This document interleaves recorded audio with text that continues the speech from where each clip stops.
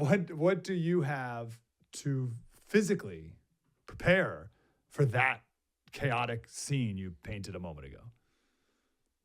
Yeah. Okay. Well, I think there's certain things you always have to worry about. Whether it's a natural crisis, whether it's a hurricane, whether it's a large scale snowstorm, whether it's a zombie apocalypse, or whether it's an attack by a hostile nation. So, what do you have to worry about? Well, first of all, your primary concern, tends to be okay, family, right? And so you imagine what that means. I've got to take care of a certain number of people, right? And before I even think about spreading out and helping my neighbor. It's the basics. It's always the basics. It's water, right? It's some ability to, maintain a food supply for a period of time. I'm not talking about, digging a silo and a bunker and putting in, 4 years of food supply. But there's an element of that. There's communications. How do I communicate when this smartphone, goes down? And it will.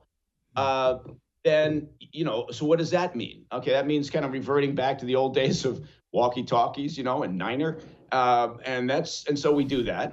And then you worry about other things, cash. I'm going to need something to, maybe to keep in reserve for exchange for trade, because I'm not going to be able to go to the cash point or the ATM and withdraw money if the power is down and, everybody's gotten a little sideways. So it's those things. And then, yes, weapons, well, sure. But that's, that's a given. We had a wonderful neighbors one time.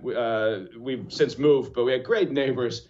And one time the fella came over and he said, Mike, what are you going to do? Can you get me a list of things that I should have? Not to go overboard as a, massive prepper, but just what should I have? So I gave him this list, and it was a little bit lengthy because he's a great guy and I wanted to be somewhat detailed. And he's looking at the list and he goes, oh, geez. He says, do you have all this stuff?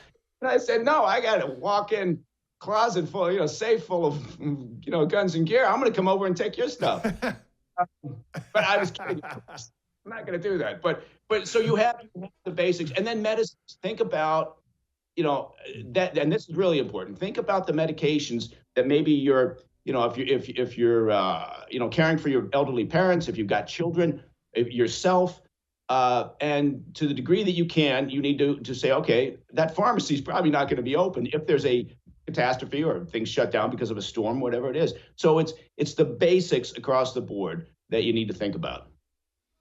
Yeah, medicine's a great point. On the cash, right in the beginning of COVID, when everyone was starting to freak out, I went to the bank and I wanted $5,000 cash, and they said no. How about that? They said, no, we won't do it. They didn't want to run on the bank, which I think they saw coming. I want to pivot to on thousands of dollars, Mike. Everybody was going to go, well, Mike's doing it. I got to absolutely. Yeah. Don't, or they did, like, don't tell anyone we gave it to you. Like, yeah, right.